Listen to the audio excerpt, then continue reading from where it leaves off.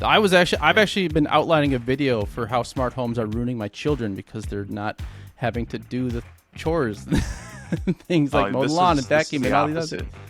It'll announce and everything at specific times. I'm in the process of trying to get it linked up or trying to figure out how, because I have UniFi, but to turn off their tablets until they check them all off to the internet will not turn back on for them. So that's great. See, I was thinking about we use Plex for streaming, like it would say, clean up the whatever table or whatever else, you can watch something on Plex. If you could lock them out of Plex, but I think just block the internet.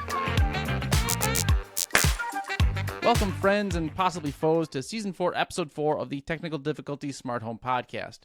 Folks, we've really got some fun for you today. Our guest, Aaron, from the Make It Work YouTube channel, is an extremely bright man who has done some very, very cool things with his home that you're going to want to hear about. But he also has an absolutely wild story about getting his YouTube channel hacked that you definitely have to stick around for. I'm telling you, if hackers use their powers for good and not evil, they could probably cure cancer. But they're evil, so they're probably not going to do that. But you know who's not evil?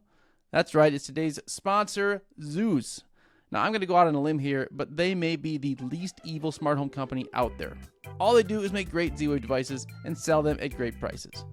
And while an evil smart home company might only give their a 1-year warranty, knowing that the product's going to fall apart a month after the warranty expires so they can laugh at you and watch you cry while they count your money, Zooz doesn't do any of that. They do the opposite.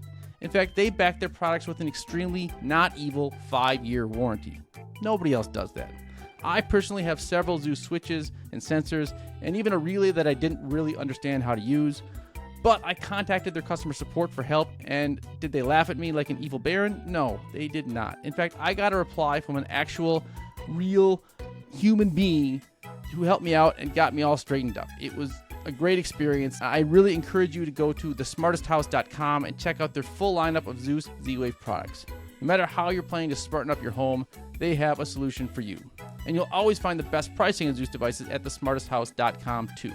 Oh, and did I mention that Zooz is not evil? Just another bonus of building your smart home with Zooz Z-Wave devices. And now, on with the show. All right, welcome back to another episode. I'm Pete, as always. Brandon's with us today. Brandon, thanks for joining us. It's always a pleasure. Hope you've been doing well. It's a pleasure for me too. I'm doing well because you're here and Vince is here. Vince, say hello to everybody. Hey, guys. Very short and to the point, and we have a special guest, as we have been doing. He is the host of the Make It Work YouTube channel. Aaron, welcome to the show. How's it going? Hey, thanks for having me. Yeah, doing great. Thank you for joining us. You are a busy man. I am. Yeah, you've got a channel that is growing. You've got 130 videos on it in just a couple years here. You've got a large family that I just found out, and somehow you're doing this all, and I think you have a job. Okay, what is your secret? You got to tell people how this all works, or doesn't it all work and you're about to fall apart? Yeah, it doesn't all work. Well, it sort of does. I guess to me the secret is just I always put family first, so this is only a side job. It will only ever be a side job, in my opinion, because from what I've seen, it's a grind if you want to make this a full-time thing. So I'm happy with doing it as a side job and it paying for itself. And yeah, but family goes first. So if I have to push a video off, I push a video off. Deadlines, it's hard for me to do sponsorships and things like that because deadlines just aren't really a thing for me, which does inhibit channel growth, I think, but it's okay. It's not really what it's about. For me, it's about sharing, the stuff that I love, the smart home stuff, with other people who like smart home stuff. And not really about just making the money. So that's what I try to do. Definitely. Obviously, you're big into Home Assistant. So what got you into YouTube in the first place? Yeah, so I would say my first smart home device was like a Google Home device. This was like, I want to say 2018 maybe. And I was huge into Google Home. And then our fourth kid was born in what was that? I think that was 2019. I can't remember anymore. And I was like, ooh, I got a new set of Govee lights, and I was like, I should make a video about this. So I recorded it, and it was so bad I did nothing with it. But that was the start of, ooh, it would be cool to share this with other people, beside myself. So it might have been a year or two later. I can't remember exactly when I actually started posting on YouTube, but that was really the start. Was like, this was so cool, I wanted to show someone, and yeah, that's where I started. Yeah, I mean, I think we've all had videos where we're like, I don't ever want to show I don't want anybody to see this ever. In fact, I've got probably a whole channel's worth of videos that have never seen the light of day because I don't want anybody to see them ever. But yeah, you get better with it as you go along. You have, as far as smart home YouTubers go, you have one of the more eclectic channels, I would say, of people. You range from, you do reviews of products, you do, home assistant kind of tutorial things, you do deep dives into things I've never heard of and have no idea what you're talking about, because you're smarter than me. What would you say, like, is your drives you at this point? Like, do you have more of a focus? Are you trying to go in a certain direction? Do you just love anything that interests you? You want to share it with the world? Yeah. So, for me, it was just like whatever I'm interested in, I wanted to share originally. I do want my videos to do well and people to see them. So I am paying attention to that. And actually my wife is paying attention more than me. And she's telling me, like, just do these ones. They're the ones that everyone likes, which is really home assistant tutorials and basics videos. Cause I feel like I can explain the basics of things. And, I'm not like, I don't come, my background, my training is not in software or anything like that, which a lot of people who do home assistant, that's not their background. So that's the stuff I think that does the best, or just, I built this thing, you want to check it out. So that's what does best. But I also like to review products. Like, I love unboxing products. The thing that ruins unboxing is having to record it. I'd rather just unbox it and enjoy it. So when I just unbox something without recording it, it feels so good because you don't have to make sure the lighting is right. You just unbox it for the fun of it. So I like product reviews the least, but I try to do some of those just to stay up with what the newest things are. And it's also a source of, of getting devices that I can use for future tests. But so yeah, I'm all over the place, and I do these LED projects, and it's just kind of whatever I enjoy. I feel torn because I feel like I did a poll recently where I checked to see, what does my audience like? What do you subscribe for? And I was like, home assistant, WLED. I gave a few different options. Some people said all the above. Most people said home assistant stuff.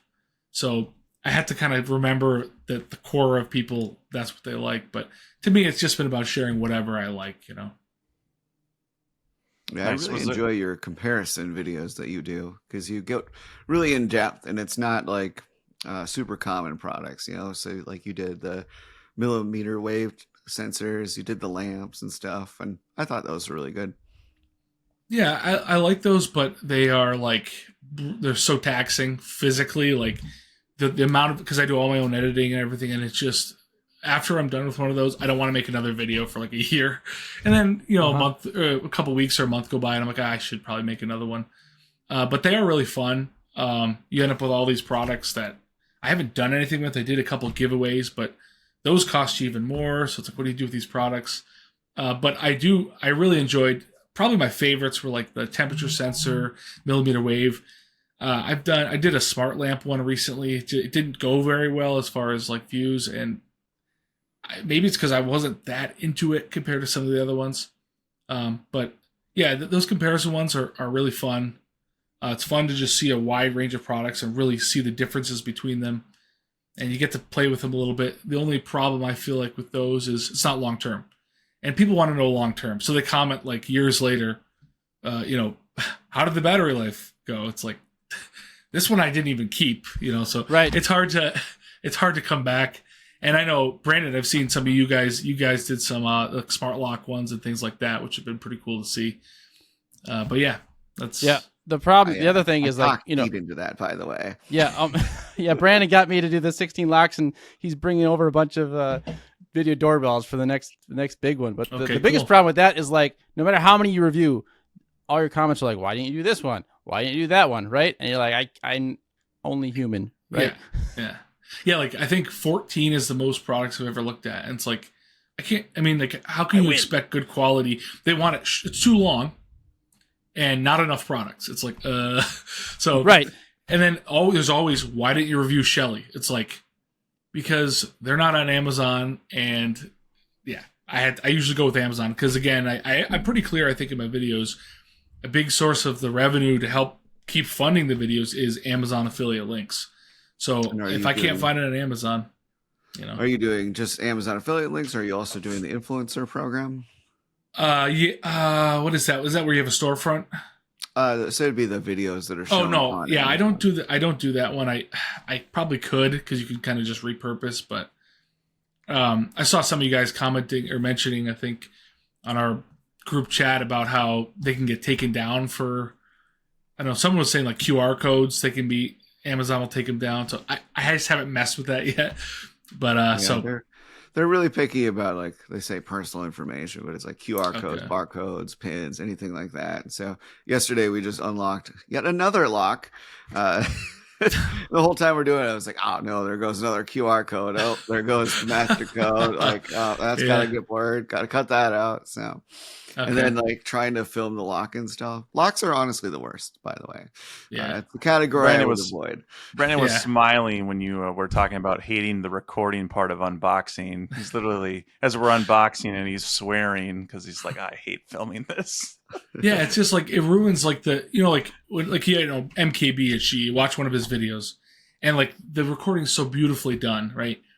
But the sense you get from his video is how enjoyable it is to unbox, and I hope people get that same feeling if they see me unbox something. But I don't like to record that because it ruins that feeling for you. It's like, So here's I hate unboxings. I just find them the unboxing part. I don't care about. I want to know the product, but so I don't even do them. I'm just like, I don't care. Why would anyone else care? But it seems like a lot of people really care. They love the unboxings, and I just just give me the stuff. I don't care about the packaging. Just skip that part. Go right to the stuff. Yeah, and I actually do cut that out. You're right. I cut that out of my videos, but I record it anyway, just in case, I guess. But yeah, but I'm wrong. There's most people like that. People just pure there's videos that all they do is just, here it is. I'm not gonna tell you anything about it. Ta-da! I opened the box and this is the stuff, and there's no information. And they get what a weird society we live in. That some kid could just become a millionaire by just opening toys and playing with toys, and then now everyone is doing that. So weird. There's a functional aspect to it, wanting to know what's inside or what comes with it sometimes, because if you're unsure. The lock that we unboxed yesterday didn't come with a Wi-Fi module. You're like, oh, I didn't know. Instead of kind of being disappointed. There it is, that one. So I think there's a practical part to it, not just a feeling. Well, I get it, but I don't understand the physical. Let's open the box and here's the packaging, and I'm like, I don't care. Just lay the stuff out, right? Take all that, and then you can lay it out on the table and say, here's all the stuff that's in it. But again, I am in the minority here, and I feel like people like that experience of seeing the packaging. I like when they do the explosion effect where they throw the bag and it just cuts to it being open and perfectly lined up. Yeah. It's so much work and editing and lining things up, but it looks cool. It does. Yeah, I also think if you're doing a comparison, unboxing every single one of them, it's almost like you don't get to spend the time on that that you might want to with a single video when you're comparing them, because it's just I got to put these boxes somewhere and trying to keep track of which order you did it in, and so that can be. And the worst part about comparisons is, I thought of that because of Lockly, is right after you're done, these companies reach out and go, review my product, and you're like, yes, you missed it. I can't wait forever. It's sorry. So what is your process like then for vetting which companies you want to work with, who you'll say yes to receiving, or do you have a outreach cadence, or you're trying to get specific products for your comparison videos? Do you buy them? So tell us everything. Yeah. So what I like to do is first thing I do is just do some research. I check Amazon. I'm looking for the most popular, and then I'm always looking for, it's got to be locally controlled. So I'm trying to not review any product that requires some cloud connectivity. It's got to be, so usually that means it'll be a Zigbee or Z-Wave device. It could be, Thread, but it's got to work locally and with Home Assistant, because I'm staying true to my base. Even though I like to look at the other platforms and see how they connect, it's Home Assistant that, everyone's subscribed for. So I want to try to keep them happy with that, and that's the only device I'm going to keep anyway, is something that works with Home Assistant. So, and then local control. I used to not care so much about that, but my audience kind of made me care. And I do have a few cloud controlled devices. I don't think you can avoid it. I mean, my view on smart home is it has to talk to the outside world at some point. I mean, if you want to know the weather, unless you have a weather station, but even then, there are things you're going to want to know that are external. If I want to know how someone else's YouTube channel, like when they post a video and alert me through my smart home, I need to have access externally. So there is some external access, but I limit that. And locks, I don't want a lock to, have external access. I don't want lights to have external access. So those kind of things I keep in mind. Then, price, I have to keep the price low and kind of get an idea of how much I'm going to make on this long term. Is it going to be worth it? So if I'm going to buy it myself, then it's got to be lower. And then I'll reach out. If I see a lock that looks good, I try to, device that looks good, I try to find, contact through that company. I'll reach out to other creators. Like since CES, kind of meeting a few of the people there, I have some contacts to, hey, do you have a contact for this person? And see if they could send me one. But again, it's all, as much as possible, it's got to be able to be controlled locally with Home Assistant, and not be like garbage either. Like if it's got poor reviews, I tend to not want to review it. Although with my millimeter wave sensor video, I did have a few that were pretty junky that I included because I didn't really know. But so that's kind of, it's not really much of a process. It's kind of just like I research myself first, and then I really create an Excel spreadsheet with every device. I like list the key properties, or I guess characteristics of each device, of the devices that I want to know. Like I'd say, what type of battery is it? If it's battery, all these different things. And I have an Excel spreadsheet for each comparison I do, and try to, have this well-rounded comparison. And then sometimes I say, I don't care about this characteristic of it. I won't even include that in the video. They're all the same. Doesn't really matter. So I try to do that. And then I plan in the future to make a written version, and I just never do because I don't have time. But how old are your kids? Are they old enough to get them involved? Start right. Oldest one is oldest one is 10. Close. They would have zero interest. Give them a little stipend. Say, hey, write this up, put it online for me, and I'll give you a cookie. I don't know what you pay. Pay 10 euros. Prime drinks talk. All right, it's okay. They'll be interested after you got to just schmooze them up a little bit. There you go. Vince is like the king of child labor, by the way. Okay. I was at his house yesterday. He's got them all like doing chores, and they check it off on his little dashboard and stuff. Yeah, my Home Assistant dashboard. Nice. Oh, I have to do that. That's a great idea. I'll maybe send you. I haven't done any videos on it yet, but basically they use Google Tasks, and they check them off, and then they do a little slider thing, and if it's checked off by 1 a.m., it'll add $1 to their little bank account right on the Home Assistant dashboard. So that is cool. Works pretty cool. I've actually been outlining a video for how smart homes are ruining my children because they're not having to do the chores. Things like mow the lawn and vacuum and all these other. It'll announce and everything at specific times.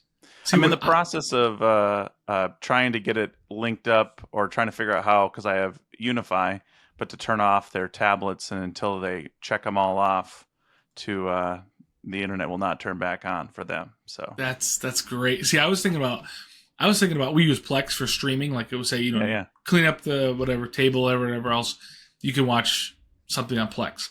If you could lock them out of Plex, but I think just block the internet. I got UniFi, so shouldn't be a problem. Just for their specific, obviously, IP addresses. Yeah, but I like that. That's what I'm moving towards. It's a building process. Like, as you know, with anything like Home Assistant dashboards, it's a time-consuming project when you're trying to do things like that.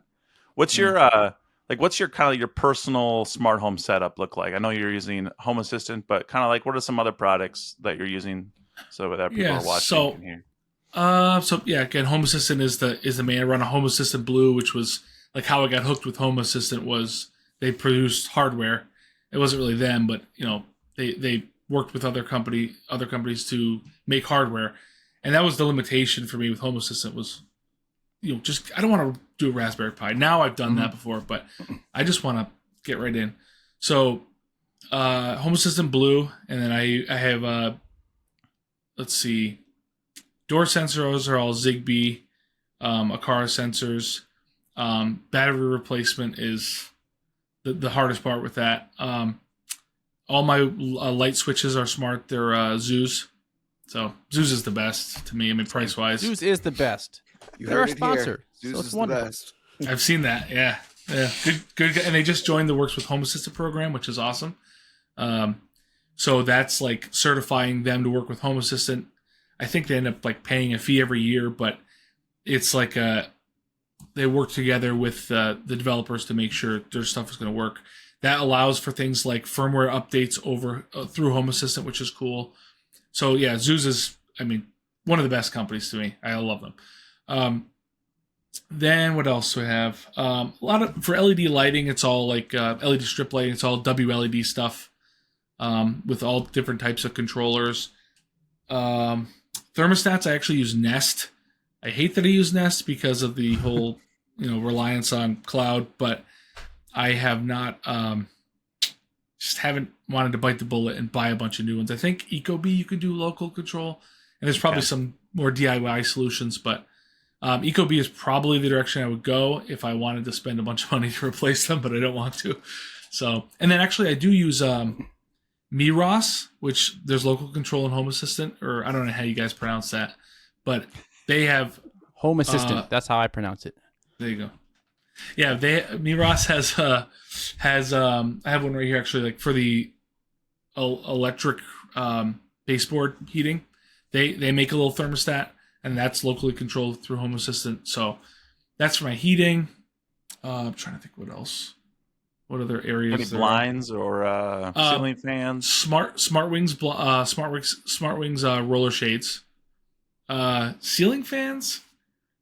I went with these Hunter. They're supposed to work through Apple HomeKit integration with Home Assistant. They're just finicky. There's something. It might be my instance of Home Assistant, but they're a little finicky. But I wanted something local, so HomeKit was the way to go.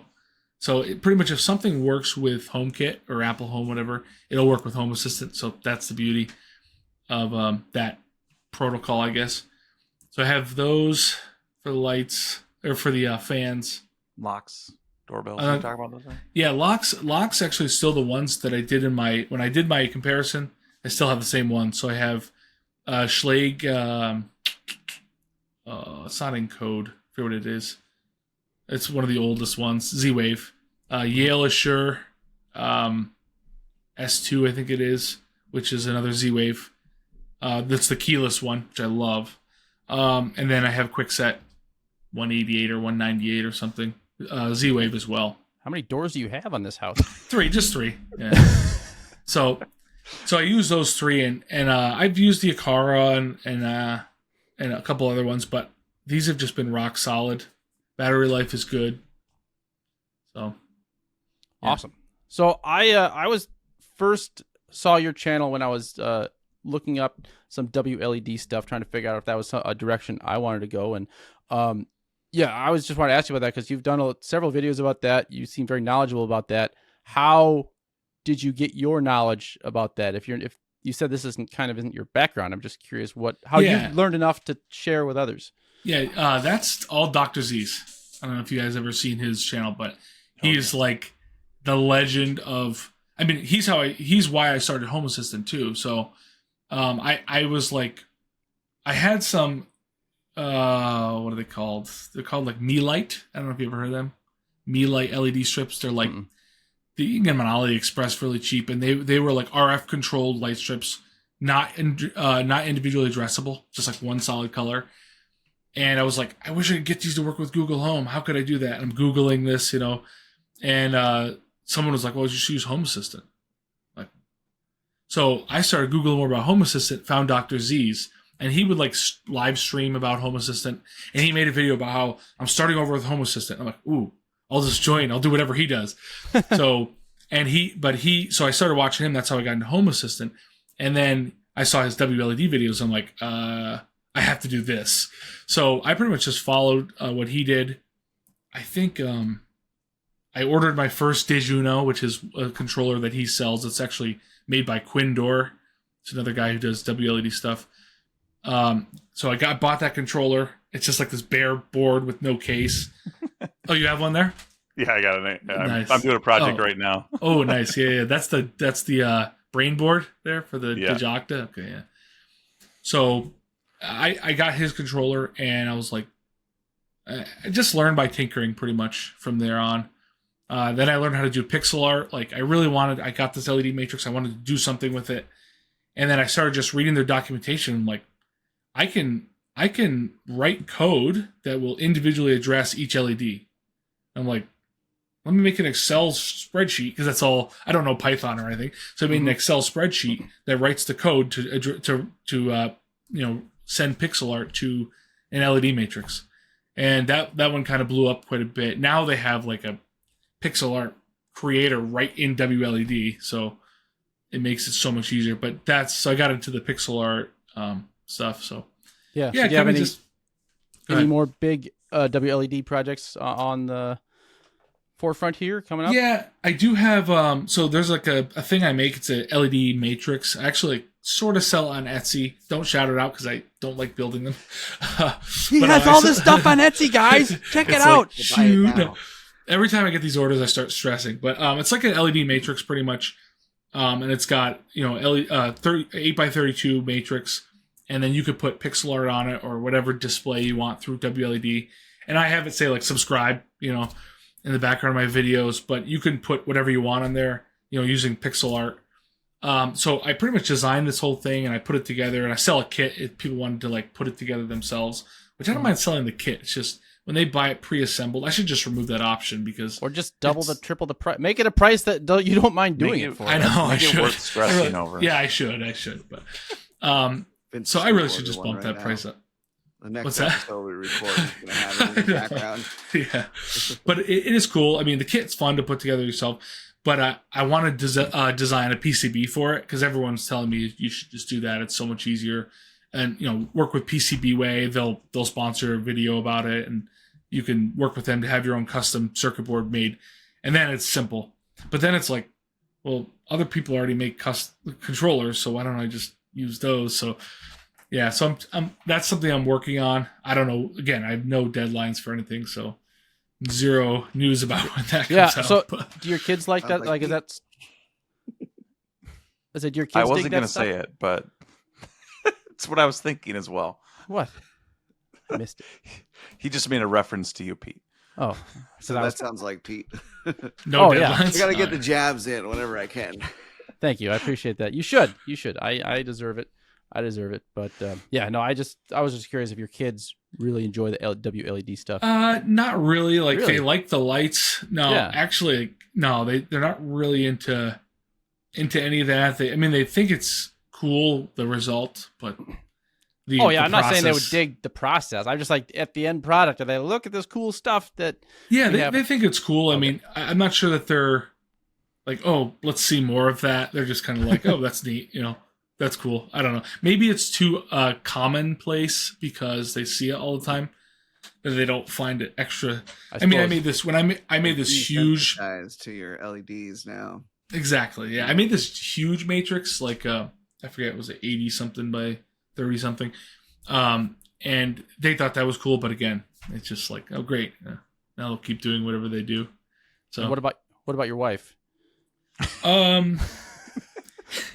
Yeah, be careful in case she watches it. She's not none of our wives watch this stuff. We know this. Yeah, that's true. No, she's okay. If it makes money, she's totally fine with it. So good woman. Yeah, but as far as smart home, tracks. Yeah, that's right. What's important? As far as smart home, the biggest thing for her is making sure it works, and. Mm-hmm. With Home Assistant, that's one of the things. There's lots of updates, and they have a list of breaking changes every time you update. If you don't read it, that's on you. And I just click update and then see what breaks afterward. But mostly, yeah. I mean, live on the edge, But the thing is, you can always just re-download the backup, Like they just recently updated the Z-Wave JS, and it completely destroyed my Z-Wave system. So, by the way, if you have Home Assistant, make sure you look that up before downloading it. Yeah. Now I have Z-Wave JS once broke everything in my house, but it's been stable for me for years. The biggest thing is like one of the examples is I have an Akara that ceiling light they made, the circular one, and I put it in there for a video into the ceiling in my kid's bedroom, and we use the ring for a night light, and the main light is the main room light, and it looks great. It's connected to Home Assistant through Apple HomeKit, and for some reason there's a delay. So I have a Zooz switch. I turn on. It sends an automation to Home Assistant to turn that on, and it could take a few seconds. And it's the same with my Apple HomeKit Hunter fans. It takes a second, and my wife's she's got to go in and change the baby's diaper, turn on the light, walk in. Now you got to wait for this thing to turn. It should not happen. So that's on the list to be removed. It is also a Zigbee device. That would go quick. It's something with the HomeKit integration. So it's not always slow. It's just sometimes. But sometimes it's almost worse than always. You know what I mean?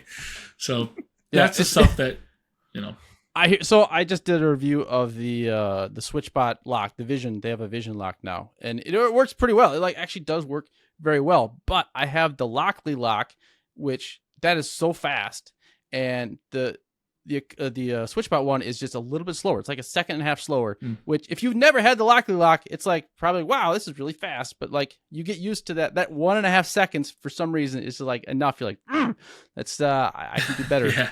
I can do better than this. It's a very 0.5 seconds of rage. I know. It's a very first world problem, but I mean, I think there should always be a manual way to do everything, right? So, if I always have that switch, the manual switch, the problem is when you get into this switch is actually remotely controlling something. And, I see it from my wife's point of view. I don't want there to be a question if something basic like a light works. It just needs to work. So getting things to that point is important. And really, it's only that HomeKit connected stuff that I have an issue with. I mean, everything else is pretty solid. Just works. The only other thing is the kids, the Zooz little remotes that sit in the wall. I don't know if you've seen those. It's like a little remote. It looks like a light switch, but it just sits on the wall. I've got one too. Yeah, the Zen 32, isn't that what you're talking about? Yeah. They're really cool, but the kids lose them. So then it's okay. So you got kids don't touch or super glue it there because it's just. I have one where I have a pocket door, so there couldn't physically be a light switch there, but it looks like there is. It's kind of cool. So it's just supposed to stay there, and you just use that. My kids don't know that they actually come off the wall, so I like to keep it that way. Probably shouldn't have let them know. Yeah. That was a rookie move. Yeah. Super gluing is not a bad idea. But, okay, so we talked about this pre-show. I wanted to get into this, change gears a little bit. But I said interesting. You didn't agree that this was interesting. You were hacked. Your YouTube channel was hacked. And that sounds like an absolute nightmare. You've made at least one video about it, maybe a couple videos about it. Just one, yeah. Yeah, so I definitely encourage people to check that out. But could you kind of tell people a little bit about what happened and how you resolved it? Yeah, so it was the night before Christmas, and I got a message from an account on a verified account, which means nothing anymore, by the way, on X about Twitter about a sponsorship. So I was like, okay, and again, I wasn't thinking too hard about this, right? So I'm like, okay. It was someone posing as Logitech G, and it was like a sponsored integration, pretty much, which is I like those because they don't have to influence the entire video. They just take a portion of your video, but it helps fund the video. So I'm like, great. Yep. And so the guy reaches out and I said, okay, and discussing what this would be. So we had new set of headphones coming out, Logitech G headphones We were looking for people to just whatever. So I go through this whole conversation with this guy on Twitter, which I will never use again for that. Which is, there's no verification. Like, you can't even check this guy's email address. Is it legit, right? But I looked at his profile. He had a link to his LinkedIn profile. So this was to a real person. So this was linked to a real person. This was just someone posing as a someone who actually works for Logitech G. So, he's like, okay, all right, we can discuss further, but we need to sign this, NDA or whatever thing, pretty much, like you're not going to disclose, which is okay. I've had that before. So the link he sends me is to, I forget the name of it now. It starts with a Z, Zoho or something, which is that a DocuSign? Is it Zoho? Yeah. But it's a DocuSign company that I know of that's legitimate. It sends me a link, but it was like the URL was incorrect. So it was like Zoho.us or .com instead of .us. There was something weird, but I'm not super familiar with the actual name. So I open it. It looks just like a normal like DocuSign. Everything looks totally normal. And again, I'm not like looking for red flags. Like, I've never been hacked before. So, and again, in my video, I laid out point by point the where I should have been cautious and I wasn't, like, throughout the whole process. So anyway, so this guy's like, okay, you have to download a DocuSign tool. Yeah, downloading something is bad. So anyway, as soon as I downloaded it, or this is the website saying you need to. As soon as I opened the DocuSign tool, immediately I see my Google Chrome tab close, and I'm like, what? Right? So, and I couldn't open it. And they just changed something in the background so that it was invisible or it stayed minimized or something. But they did that so you can't start fixing things. And then, like, I get a notification on my phone, like I'm logged out. Oh, no, it says, was this you trying to log in? And I'm like, no, decline. Yeah. And it started popping up again. And I'm declining. And it's like 100 times. I don't know if they overload the system, or overload the login attempt thing. I had like 100 login attempts, and I'm declining, saying it's not me. Somehow they still got an outfit, so they used something with Google Chrome because that's what I had open. Or they had part of the password, and they just needed enough guesses to get in, or something. Yeah, I don't know. Maybe they just need to beat you to it if they had access. So maybe you were pushing no, but they were keep going until they were able to push yes. Right. Yes. Yeah. It might be that. So anyway, so then they get in. So again, another rookie move was to use my personal Google account with my YouTube channel. So they got my personal account, which is bad, which is worse to me. My YouTube channel, okay, whatever. I can go without that. So they got my YouTube channel and my personal account. So I'm like, are you kidding me? So this is Christmas Eve, right? So my wife's like, over time, like, she's changing passwords to everything we could possibly think of, just in case. Like, she's writing them all down on a piece of paper.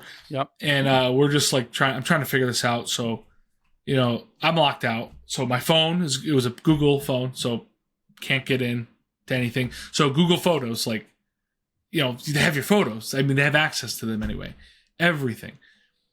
So that was like, it was part of it was just realizing how big this is. And I'm like, wow. Okay. So anyway, what did I do? So, I reach out to YouTube online and on Twitter, which is apparently the best way to get in contact with a human is to go to a different platform, which is crazy to me. And I knew this had happened before, so I reached out to people like Paul Hibbert, and you guys know him, but yeah, I watched his video. Yeah, same thing. Yeah, he had a similar problem happen. It was a different way in, but the same problem, I guess. So I reached out to him, like, what did you do? And he responded eventually with what he did. I reached out to the Home Assistant Creator Network, and I'm like, you guys know what to do? Anyone know anyone at Google or anything? And Paulus, the founder of Home Assistant, actually knew a guy at Google. So he was like, I'll hook you right up. He's like, I'll start messaging him. And he actually just put me in contact with him on Discord. So I was just messaging that guy. So he's pushing internally while I'm trying everything externally. So, I know everything's locked out. So every time I try to, so then what happened was, you really have two things. You have account hacked, and I also had, my YouTube channel had started broadcasting a crypto scam.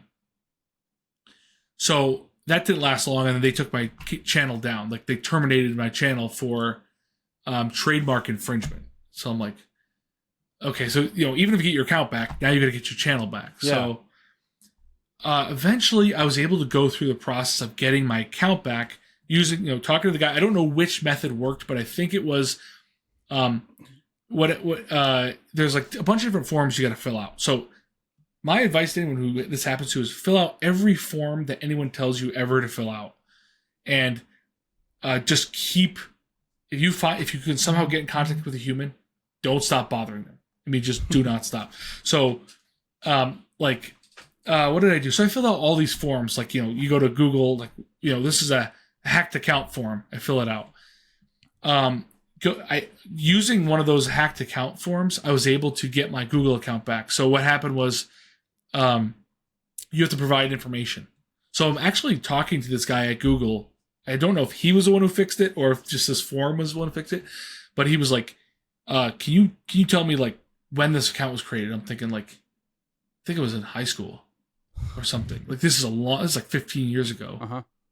So I'm like, I think back then, did you know your address when you created it? And I, gave him my address, everything you could possibly think of. But they use that information to try to say you're definitely the owner of the account. To verify you. Yeah. Yeah. So I was finally able to get, they finally said, okay, here's a account recovery link. You can get your Google account back. So I get it back. I go in there, I change my password. I try to sign in on my phone, and it says your parents could have to be okay with that, pretty much. Like, so I'm a child account. So like they put my account as a managed account in a family link, so that I can't do anything. Like, are you kidding me? But so I'm Googling, like, how do we get out of this? And the guy at Google was trying to help me, but again, I don't think they all even know their own systems enough to, it's so computerized and it's so complex that he was trying to help me, but I'm not sure how much he could do.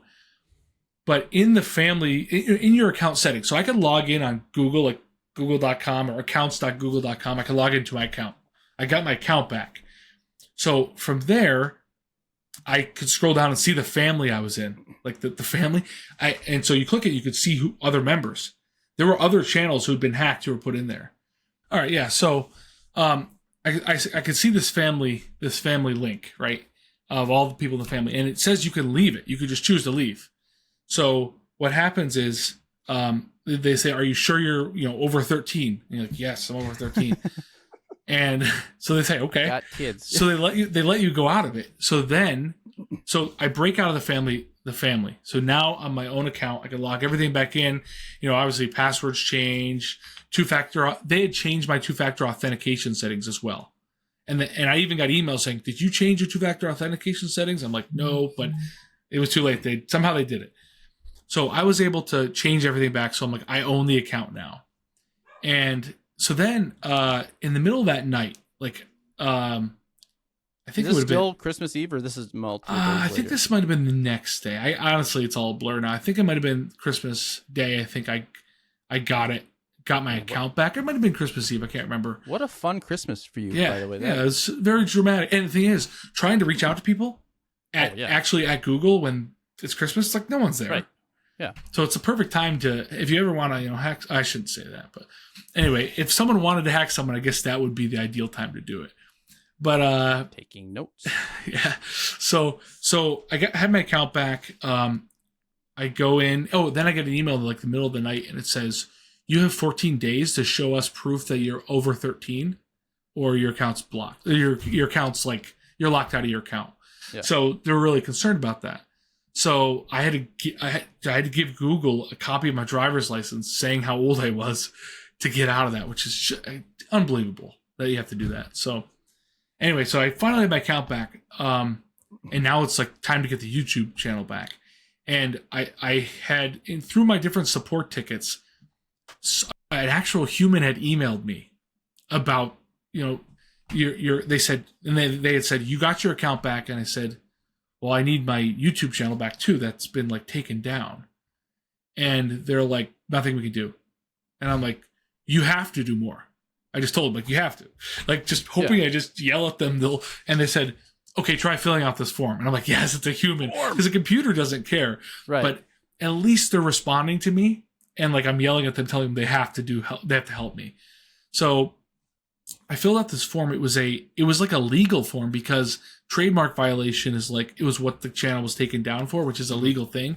So it was like a legal number of some kind that they gave me. So they give me this number. That's like key. If you have that number, you can give it to other humans if anyone asks. So I filled out this form, and long story short, I eventually got my channel back. So I get my channel back, and they told me previously in this process of filling out this form, we've deleted everything off your channel. That's bad. So when we restore it, you'll be good.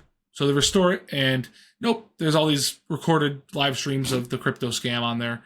The logo's still the same. Like it was the Ripple XRP, crypto logo, everything. So I'm like, are you kidding me? So I immediately, and the guy from Google told me, he goes, when you get your account back, clean everything off that could be bad, so the computer doesn't block you again, so the computer doesn't take your channel down again, like the automated systems.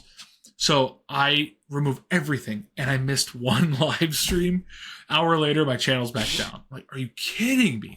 So I emailed the human again. I'm like, are you joking me? You guys didn't clean my channel, and now So again, I know I'm at their mercy, but I'm still yelling at them because I feel like that's the only way I can get something done is yelling at them.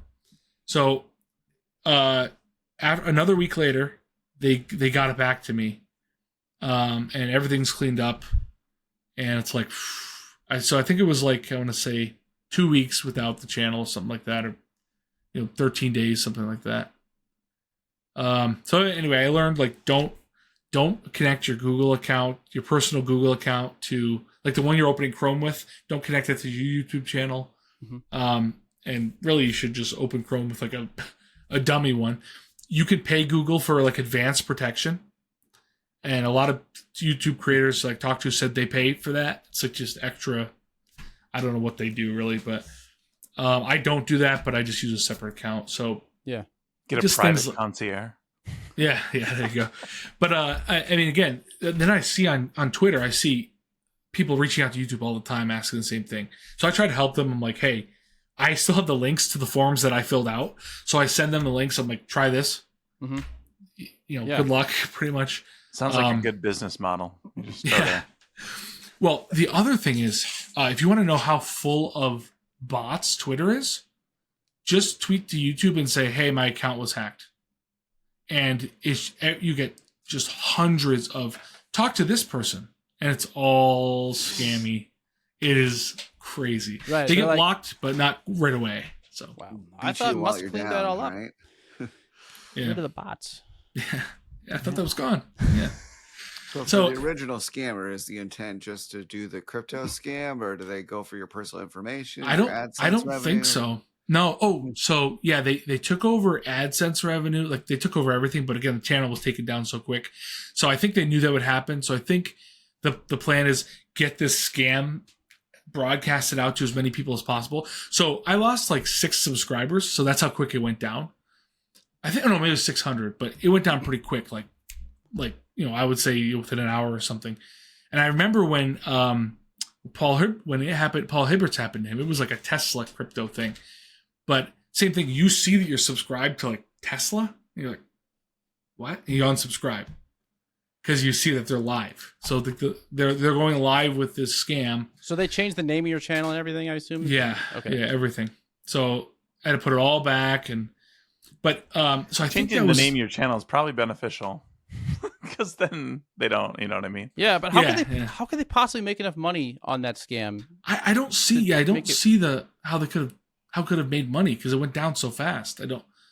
But I mean, we changed all of our personal everything. We changed everything, and the only thing was crazy was, the day that I get I'm at my real job, and I get an email saying your account's back, and I'm like, I look at it, okay, good, and everything would be cleared off there, and then I get an email and it's like, I don't know, maybe it was a week later, like when the AdSense revenue would come in normally, and I get an email saying like, there's an email address that's connected to your AdSense account.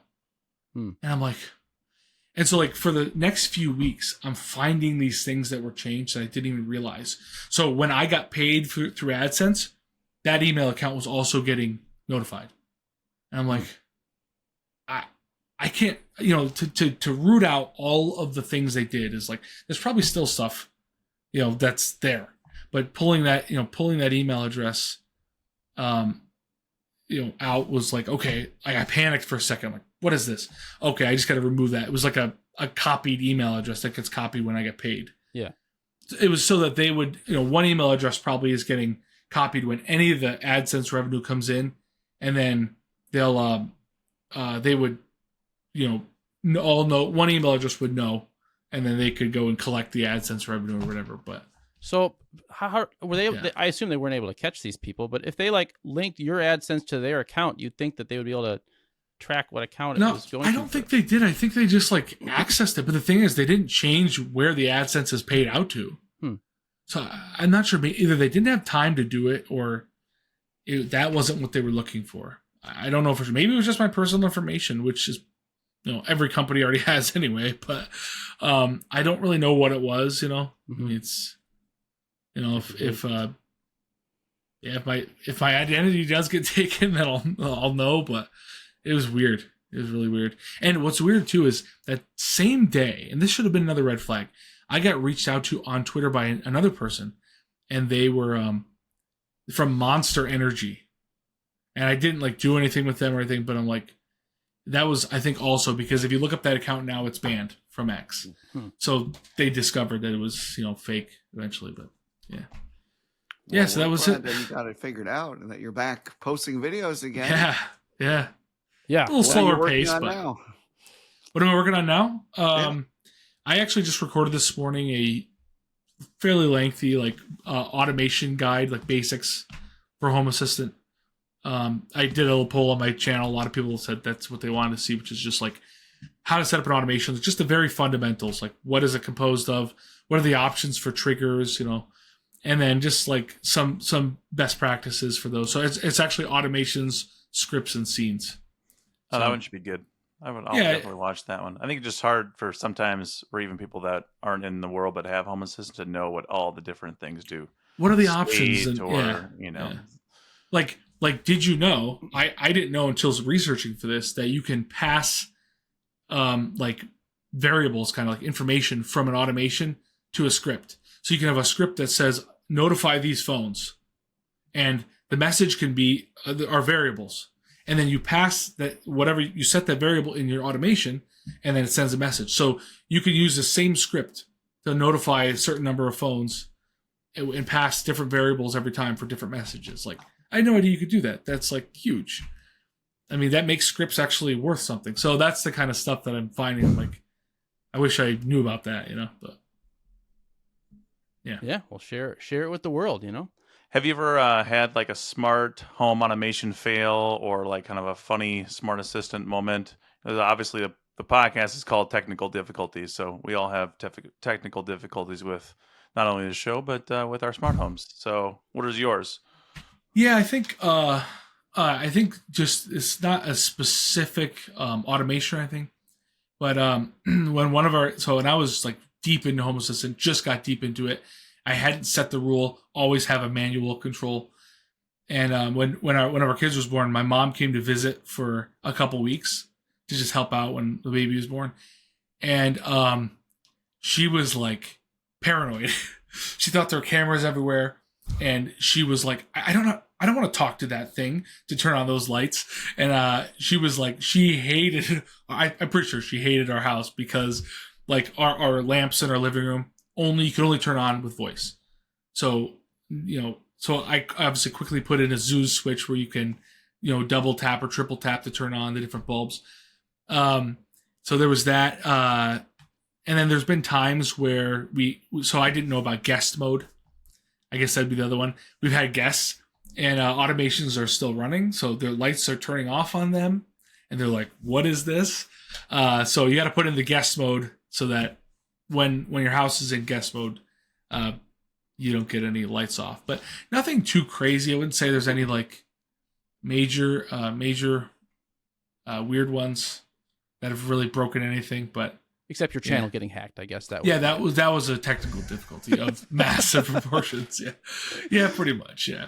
Awesome. All right, Aaron, thank you so much for joining us today. One more time, tell people the name of your channel and where they can find you. So my channel is Make It Work, youtube.com/makeitworktech. I do have a website, makeitwork-tech.com, and I have an Etsy shop where I sell some 3D prints. So if I usually mention that in my videos, if you see my videos like about mounting a tablet to your wall, I make mounts that hold the tablets on there, stuff like that.